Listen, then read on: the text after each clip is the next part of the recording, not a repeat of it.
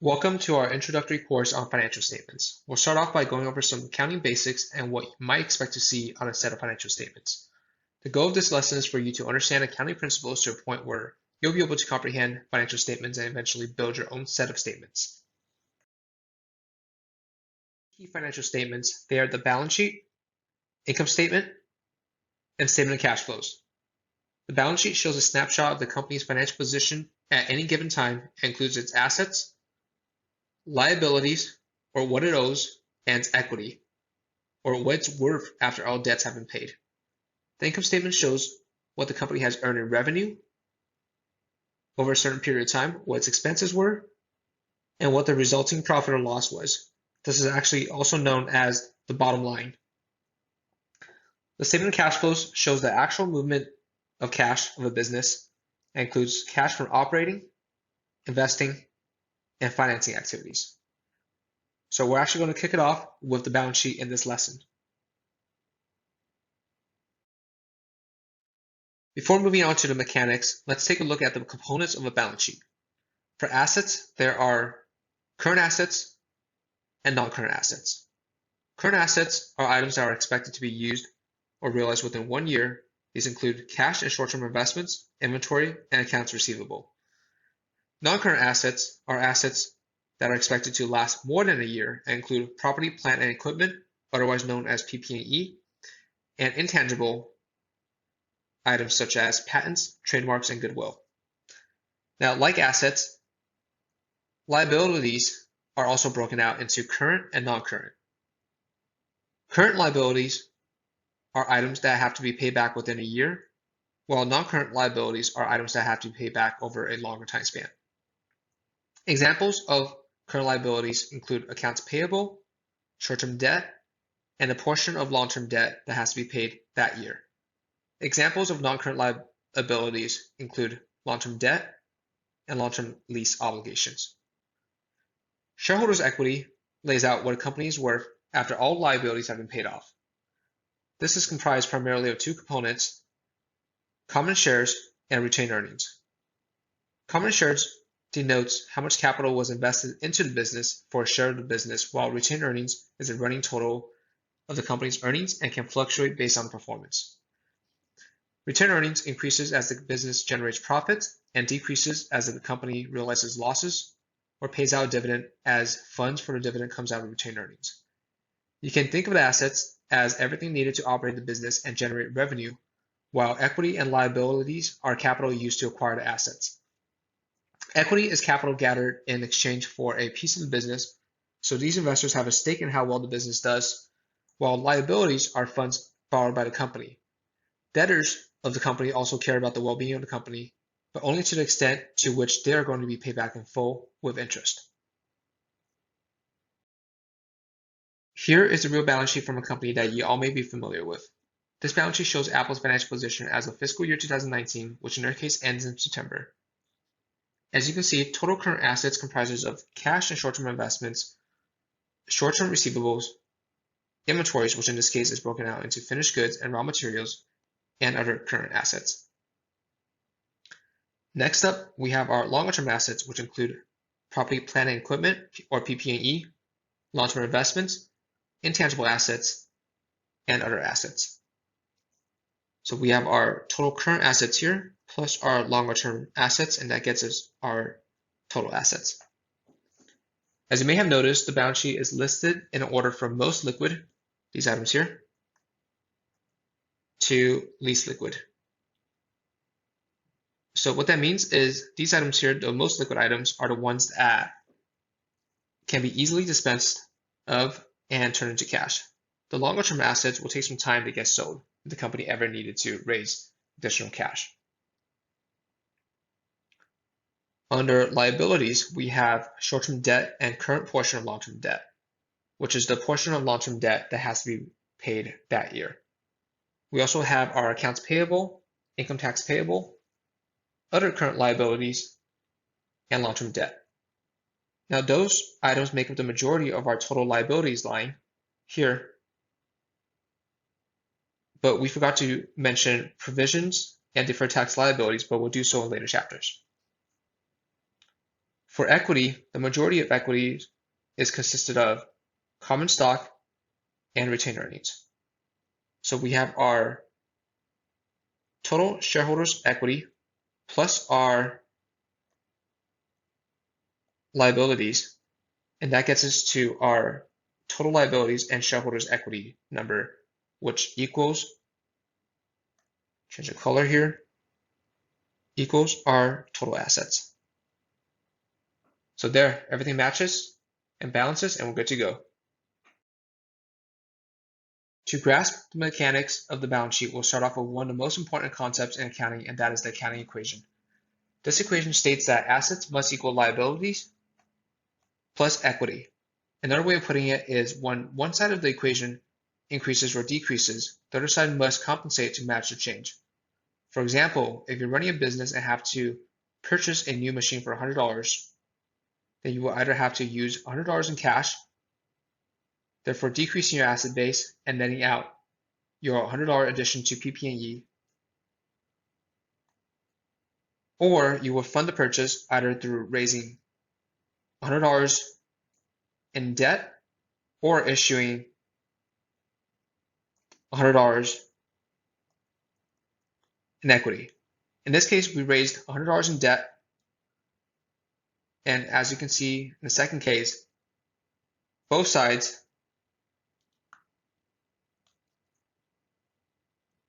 had a net change of $100. Either way, the transaction is recorded in two places and is called double entry accounting. Let's take a moment to imagine that we're starting a fictional company. We'll call it Libra Incorporated, and it will be the foremost scale manufacturer. To get started, we will go to our bank and acquire a 5-year bank loan worth $100 with an interest rate of 4%. We then need to seek out additional capital, so we go to our investor base and attain $400 in investor capital for shares or equity in our company. To make the scales, we need to have a factory, equipment, and materials. So we purchase the factory for $200, buy equipment for $50, and buy materials for $50. We then end up selling the scales for $100 throughout the year and pay our employees wages of $10. Don't forget, since we took out the loan in the beginning of the year, we have to pay interest on the loan as well. So we end up paying $4 in interest on our 5-year bank loan. We're going to walk through these transactions, and you can follow along with the provided Excel file. Okay, so once you have the Excel sheet open, we will walk through these transactions step by step, and we'll start off with the 5-year bank loan that's worth $100 at an interest rate of 4%.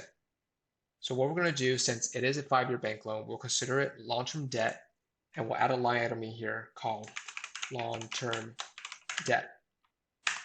Now this is going to be worth $100, and because we've taken on debt, we are going to also receive cash that's worth $100. And you can see right here that everything balances. Our liabilities are at 100 and our assets are also at 100. We're going to go out into the world and try to search for investor capital. So what we're going to do is we're going to raise $400 in investor capital in exchange for equity.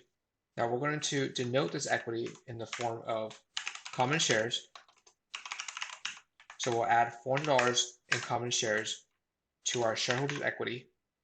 And this $400 in common shares is exchanged for cash or capital into our business. So we're going to add cash of $400, which gets us to $500 in cash.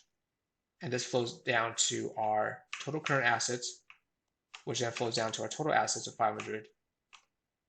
And we have on the other side of the balance sheet, common shares, which flows into shareholders' equity of $400, long-term debt of $100, and that gets us to total liabilities and shareholders' equity of $500.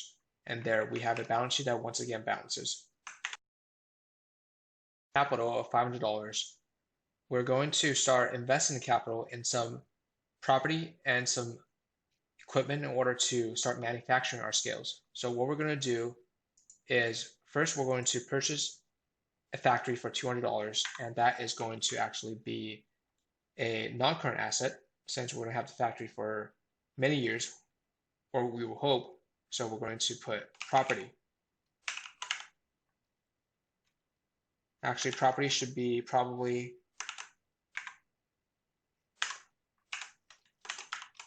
below equipment. So property, we have a factory that's worth $200. And here we're going to put equipment that is worth $50. And because we've spent a total of $250 on property and equipment, we're going to have to subtract that from our cash. So we're going to subtract $250 from our cash balance. And there, once again, our total assets is at $500 and our balance sheet balances. We purchased our equipment and property, which is the factory. We can go ahead and accumulate some materials. So in this case, we'll call the materials inventory. And that is $50 worth of inventory.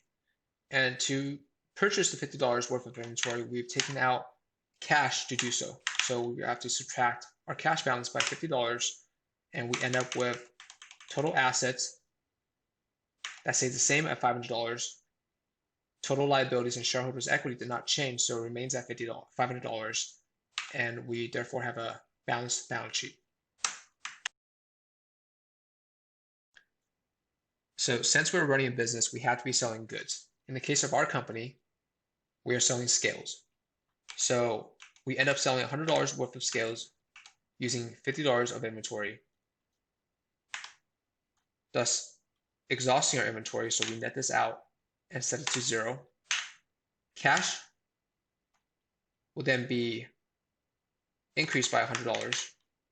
And we're keeping this very simple. So we're not assuming any other expenses or taxes. Down here in shareholders' equity, we add a line called retained earnings. And this retained earnings is going to be a function of revenue minus COGS, or cost of goods sold. So revenue was $100 from selling the scales. The cost of our goods was $50, and we're actually going to make this negative since it was a cost. Thus, our retained earnings for the year was $50. Retained earnings plus our common shares equals $450 for shareholders' equity, plus our long-term debt equals $550 for our total liabilities and shareholders' equity. This, as you can see, matches up with total assets, and our balance sheet is balanced. Okay, so in order to run our company, we have to hire people. And to keep people around, we have to be paying them wages. So now we're going to input the wages within our balance sheet. So we're first going to decrease cash by $10, and that's the amount that we're paying our employees. Then we're going to log this into shareholders' equity by inputting another line here called salaries. And this is actually going to be an expense as well. It's within the operational expenses category, and it's going to be a negative, so it's going to have a negative $10 effect on retained earnings. As you can see, retained earnings has decreased by $10, cash has decreased by $10, and our balance sheet balances.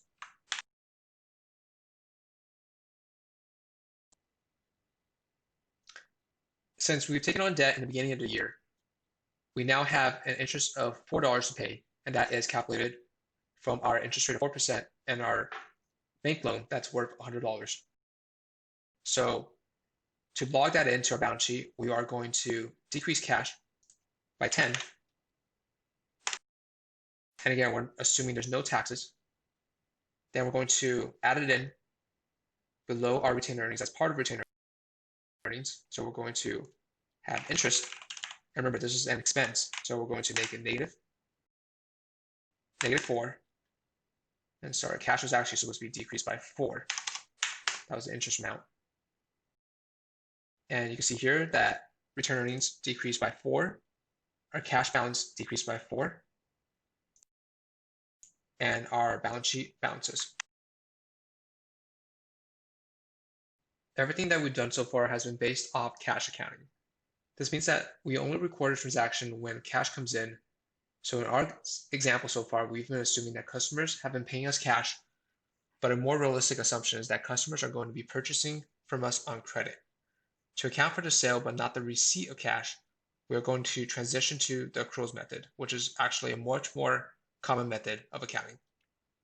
We'll start off by reimagining our previous sales and purchases. In this case, our customers will have purchased the goods from us on credit, so we're not expecting cash until a later date. To account for this, we will add a new line item here called accounts receivable. And it will be $100. Now we have to retract the previous $100 that we took in as cash, since now the customers are paying us on credit. As you can see, this keeps the total current assets the same at 286, which is the case here in our previous cash method scenario. Of course, since our customers are paying us on credit, we surely can do the same with our vendors too, right? Now that's exactly the case. The previous $50 of materials that we purchased using cash can be made using credit, but we still have to account for it as a liability, as it does have to be paid. Typically, this liability has to be paid in less than a year, so we will insert it under current liabilities as accounts payable.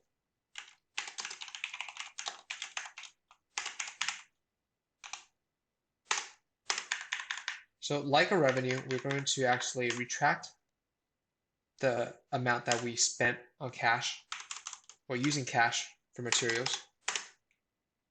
Since we're no longer using cash, we're going to input it here under accounts payable as $50. That flows into current liabilities and actually increases our total liabilities and shareholders equity by $50. So now we have a balance sheet where our current assets are higher by $50 and our total liabilities and shareholders equity is higher by $50 as well. Therefore, our balance sheet balances.